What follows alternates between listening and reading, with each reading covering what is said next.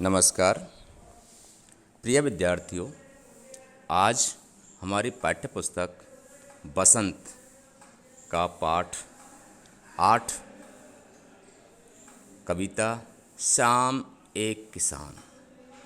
इसके कवि है सर्वेश्वर दयाल सक्सेना, जिन्होंने एक प्राकृतिक चित्रण को अपनी कलम से बहुत ही अच्छी तरीके से लिखा है।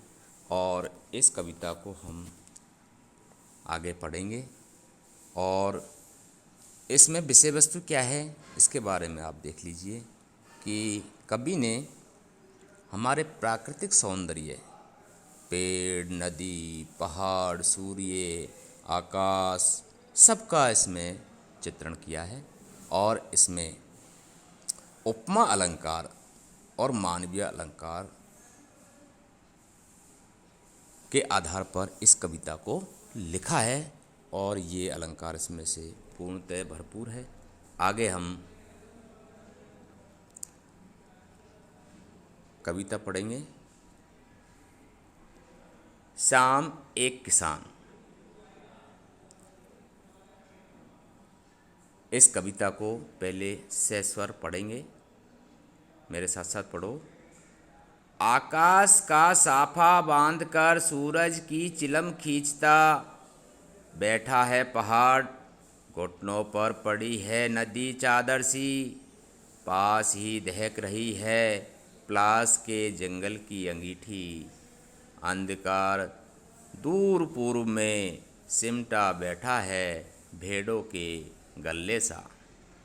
कभी सर्दियों के समय, जाड़े के दिनों में, शाम के समय जब सूर्य अस्त होता है उस समय का इन्होंने चित्रण किया है कि जैसे ही पहाड़ की ओट में जो सूर्य जाता है उस समय दिन के बराबर उसमें ताप नहीं होता है और सूर्य एक आग के गोले के समान दिखाई देता है।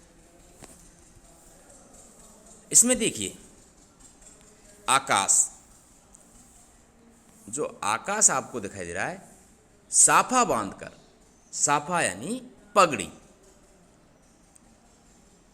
पहाड़ के ऊपर वो आकाश ऐसा दिख रहा है जैसे उसने साफा बांध रखा हो, पगड़ी बांध रखी हो, और वो पहाड़ एक किसान के समान दिखाई दे रहा है और वो सूरज की चिलम खींचता, सूर्य ऐसा दिख रहा है जैसे लाल चिलम के में आग का रखी हो और सूर्य की रूपी चिलम को वो किसान खींच रहा हो। कौन बैठा है ऐसे? बैठा है पहाड़। पहाड़ का चित्रण दिया है, जैसे बच्चों आप देखिए नीचे चित्र में पहाड़ दिखाई दे रहा है, उसके ऊपर आकाश साफे के समान दिखाई दे रहा है, पगड़ी के समान, और किसान के मुंह के सामने सूर्य बिल्कुल आग का गोला दिखाई दे रहा है और उसी आग के गोले को ऐसा दिखाई दे रहा है जैसे वो चिलम खींच रहा हो, यानी स्मोकिंग कर रहा हो, चिलम खींच रहा हो, ऐसा दिखाई दे रहा है, ऐसा प्रतीत हो रहा है। यहाँ पर मानवीय अलंकार का प्रयोग किया गया कवि द्वारा। आगे, घुटनों पर पड़ी है नदी चादर सी। नीचे जो आपको दिखाई दे रही है, जो नदी ऊपर पहाड़ से निकलकर मैदान की ओर आती है, वो नदी ऐसी दिखाई दे रही है जैसे वो हमारे पैरों पर चादर पड़ी रहती है, ऐसे ही नदी घुटनों पर पड़ी है, ऐसी दिखाई दे रही है। पास ही दहक रही है, दहक रही है, पास यानी नजदीक ही, दहक यानी जलना। क्या कौन जल रही है? प्लास के जंगल की अंगूठी। जंगल में प्लास के फूल खिले हुए हैं लाल लाल, और अंगूठी अंगीठी की समान दिखाई दे रहा है। अंगीठी यानी सिगरी के समान दिखाई दे रहा है। अंगीठी यानी सिगरी, हमारे देखी होगी सिगरी में कोयला रख के हम जलाते हैं तो उसके बाद उसमें आग दहक जाती है। इसी प्रकार से पूरा जंगल ऐसा दिखाई दे रहा है जैसे पूरा जंगल अंगीठी की तरह दहक रहा हो, जल रहा हो। प्लास यानी जो एक पौधा होता है जिसके लाल फूल आते हैं, केसुला कहते हैं उनको अपनी देसी लैंग्वेज में यहाँ पर, और प्लास के पत्तों से पहले पत्तल बनाई जाती है। वो प्लास के पेड़ों पर जो केसुला लगते हैं जंगल में, और तो उस समय ऐसा प्रतीत होता है मानो पूरा जंगल अंगीठी के समान दहक रहा हो। आगे देखिए अंधकार। आप देखो सर्दियों की ऋतु में ये कवि ने प्रकृति का चित्रण किया है। तो सर्दी में जब पूरब से पश्चिम की ओर जब सूर्य चला जाता है, पश्चिम में अस्त होने के लिए जब सूर्य जाता है, तो पूरब में अंधकार दिखाई देता है। वो अंधकार ऐसे दिखाई दे रहा है जैसे उसके भेड़ों के समान गल्ले से बैठे हो। कैसे बैठे हो? गल्ले से बैठे हो, भेड़ों के समान बहुत सी भेड़ें बैठी हो, ऐसा अंधकार दिखाई देता है।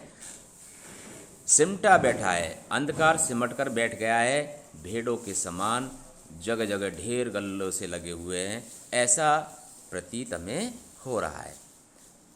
आगे देखेंगे। अचानक बोला मोर, जैसे किसी ने आवाज़ दी। उसी समय मोर बोला और मोर की आवाज़ आई और मानो ऐसा प्रतीत हुआ किसी ने हमको आवाज़ दी हो। और सुनते हो, क्या कह रहा है? जैसे कोई कह रहा है हमसे कि सुनते हो, चिलम औंधी, धुआं उठा, सूरज डूबा। सुनते हो, जैसे वो चिलम पहाड़ चिलम पी रहा है, वो प्रकृति जो चित्रण कवि ने जो किया है वो बिल्कुल बदल गया। तुरंत ही सूर्य अस्त हो गया, जैसे चिलम औंधी रख दी हो। जैसे हम चिलम पीकर औंधी रख देते हैं, उसी प्रकार सूर्य अस्त हो चुका है और धुआं उठा। पूरब में जो सिमटा बैठा था अंधकार, उसका धुआं और ज़्यादा गहराने लगा। अंधकार पूरे आसमान को घेर लिया और सूरज डूब गया, यानी रात्रि हो चुकी है और चारों ओर अंधेरा ही अंधेरा छा गया है। इसके कवि थे सर्वेश्वर दयाल सक्सेना। इस पाठ को आप अच्छी तरह इस वीडियो के आधार पर आप पढ़ेंगे और इस पाठ के प्रश्नोत्तर आपको कल दिए जाएंगे। धन्यवाद।